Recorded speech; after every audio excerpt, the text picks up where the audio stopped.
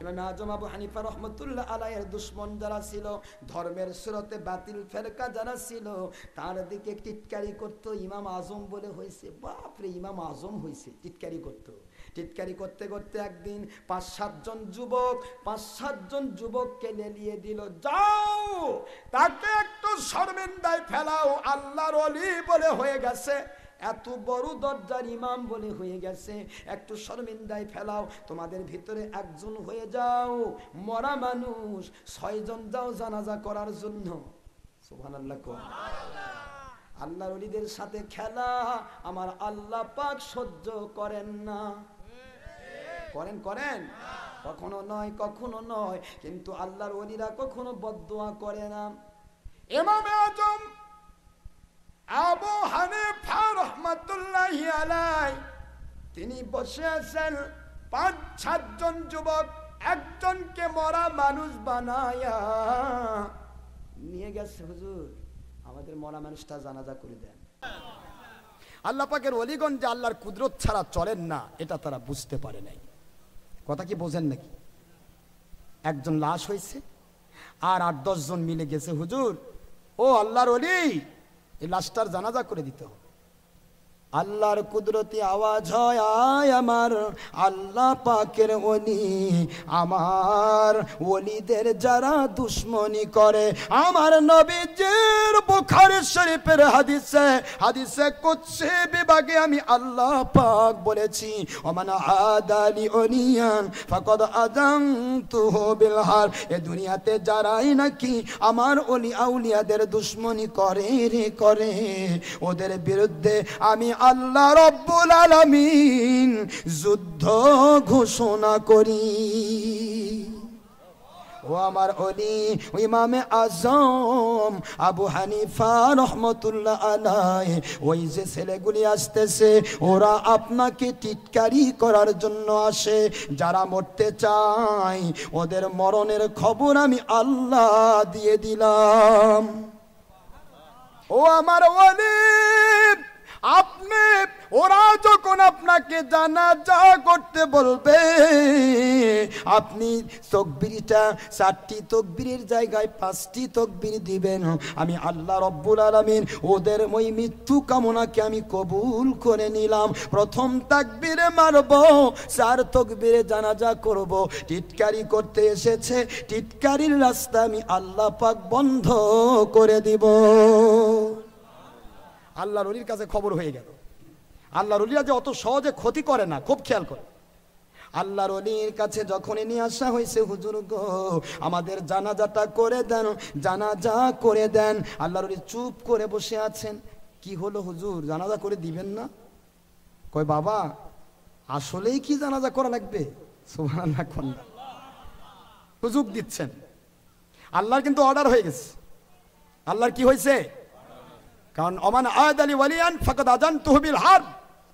পুরুষ হোক মহিলা হোক, আল্লাহর ওলির যদি কেউ দুশ্মনী করে, আল্লাহ পাক তার জীবনীতে যুদ্ধ ঘোষণা করেন।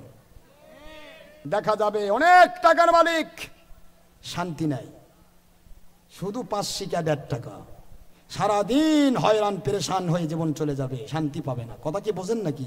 এটাও কিন্তু আল্লাহর একটা যুদ্ধ। কথা কি বুঝতেছেন? সে যে কেউ হোক, আল্লাহর ওলি বলে, এ বাবাজিরা আসলে কে আমি কি জানাজা করব, তোমাদের কাছে ভালো করে তোমরা চিন্তা ভাবনা করো, আসলে কি জানাজা করা হবে। আল্লাহ পাকের ওলির দিকে তাকায়া বলে, হুজুর গো আমরা জানাজার জন্য তো এসেছি, মরা লাশটা তো পচে যাবে। আল্লাহর ওলি কিন্তু সব আমার আল্লাহ পাকের খবর জেনে নিয়েছেন। বাবা ঠিক তো বোঝো, জানাজা কি করব? 3 বার বললে। কয়বার? সুযোগ করে দিলেন 3 বার। 3 বার বলার পরেও তখন বলতেছে না অবশ্যই করবে। আল্লাহ রে বাবা দাঁড়াও, কাতারে দাঁড়াও। কাতারে দাঁড়াইছে সব কয়টা, মাশাআল্লাহ। আল্লাহু আকবার ধ্বনি দিয়ে দিলেন। সুবহানাল্লাহ জোরে কোন। যা আল্লাহু আকবার ধ্বনি দিয়েছেন, আল্লাহ কুদরতওয়ালা ওই আল্লাহু আকবার ধ্বনিটা ওই সন্তানটার আজরাইল আলাইহিস সালাম হিসেবে কবুল করে নিয়েছেন। সবাই ডাকতেছে পেছন থেকে, কে রে উঠিস না কেন, তাড়াতাড়ি উঠ। কথা বোঝেননি নাকি? তাড়াতাড়ি ফেলা, চলে আয়। আল্লাহর ওলিকে তো এখানে শর্মিন্দায় ফেলতে হবে, লজ্জায় ফেলতে হবে। সবাই জানবে, আমরা হা হা করে হাসবো, সবাই বুঝবে যে হ্যাঁ আসলে আল্লাহর ওলি নয়। আসতেছে না, তাকবীর শুরু হয়ে গেছে। 5 তাকবীরে সালাম ফিরলেন। কয় তাকবীর? আল্লাহু আকবার জোরে কোন। আল্লাহ রাব্বুল আলামিন কুদরত দিয়ে ওই 5 জন 7 জন যুবকের সকলের জীবনের অহংকার চূর্ণ বিচূর্ণ করে দিলেন। সকলে চিন্তা করে উঠলো না, কেন উঠলো না বুঝতে পারলাম না। নামাজ শেষ হয়ে গেল, আল্লাহর ওলি বলেন বাবাজিরা নিয়ে যাও, কবর খুঁড়ে যাও, তোমরা কবর খুঁড়ে দাফন করে দাও। আল্লাহর ওলি আমরা তো নিয়ে এসেছি গো হুজুর, আমরা তো নিয়ে এসেছি জীবন্ত মানুষ আপনাকে অন টেস্ট পরীক্ষা করার জন্য। আল্লাহর ওলি বলে বাবাজিরে আমি কোনোদিন ক্ষতি বুঝি না, তোমাদেরকে আমি 3 বার সুযোগ করে দিয়েছি। এদিকে আমার আল্লাহ পাকের অর্ডার হয়ে গেছে, তোমরা চাইছো আল্লাহর ওলির সাথে বেয়াদবি করবে, বেয়াদব মাহরুমে গাছ তাজলুত ফেরাব, বেয়াদব আল্লাহ পাকের রহমত থেকে বঞ্চিত হয়ে যায়। আমার আল্লাহর আদেশ ক্রমে আমি প্রথম তাকবীর দিয়েছি। আমার আল্লাহর কুদরতি আজরাইল আলাইহিস সালাম তার জীবনটা কবজ করেছেন। জানাজা হয়ে যায় গেছে, নিয়ে যাও কবর দিয়ে দাও। সুবহানাল্লাহ জোরে কোন। আল্লাহর ওলির কাছে কেঁদে ফিরে ও আল্লাহর ওলি জীবনে কোনোদিন ভুল করব না, সকলে তওবা করে নিলাম। আপনার হাত মুবারকে হাত রেখে আমরা তওবা করে নিলাম হুজুর, মেহেরবানি করে যেই মানুষটি মারা গেল ওই মানুষটিকে আপনি দয়া করে জিন্দা করে দেন। আল্লাহর ওলি এবার আল্লাহর কুদরতের দিকে মুতাওয়াজ্জহ হয়ে যায়। ও আমার আল্লাহ পাক রব্বুল আলামিন যখন তারা অনুশোচনা করে, যখন তারা গুনাহ থেকে ক্ষমা চাই, আপনি দয়ার সাগর আল্লাহ পাক আপনি তো ক্ষমা করে দেন। ও আল্লাহ আমি তো চেয়েছিলাম না, ওদেরকে আমার মারার ইচ্ছা ছিল না, আপনি দয়া করে যখন আপনি হুকুম করে যখন বিদায় করে নিয়েছেন, মেহেরবানি করে দয়া করে আল্লাহ পাক এই মরণ ওই মৃত মানুষটাকে আপনার কুদরত দিয়া জিন্দা করে দেন।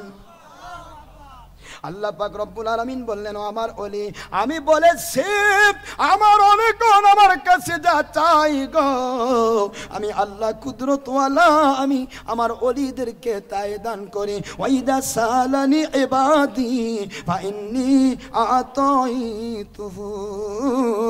বুখারী শরীফের 2য় খণ্ড 963 পৃষ্ঠা, আরবি ভলিউম 963 পৃষ্ঠার ভিতরে বাবু হাদিসেল কুদসিতে আল্লাহ বলেন আমার ওলি আউলিয়ারা যখন আমার সাথে সম্পৃক্ত হয়ে যায় ওদের মুখটা থাকে না, ওদের মুখটা আমি আল্লাহর কুদরতি মুখ হয়ে যায়। ওই মুখ দিয়ে যখন আমার কাছে কিছু আবেদন করে, নিবেদন করে, কারোর জন্য হেদায়েতের দোয়া করে, কারোর জন্য জান্নাতের দোয়া করে, কারো গুনাহ মাফের দোয়া করে, আমি আল্লাহ কুদরতওয়ালা ওই কুদরতি মুখটা দিয়া যখন আল্লাহর ওলিরা কথা বলা শুরু করে, ওদের মুখের জবানের দোয়াগুলো আমি আল্লাহ কবুল করে নিয়ে থাকি।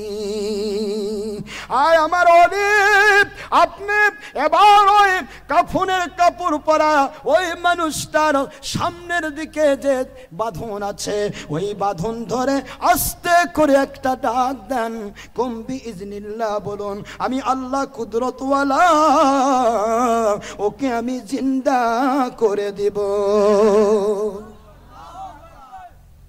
আল্লাহর ওলিদের সাথে বেয়াদবি খাটে না, ঠিক না? ঠিক কথা বলেন না কেন? আল্লাহর ওলিদের সাথে বেয়াদবি খাটে, দুনিয়ার সব জায়গায় বেয়াদবি চলে। ওলি আউলিয়ার কাছে যাবে তা তোমার অবস্থা খারাপ হবে। কথা ঠিক না? ঠিক জোরে কোন।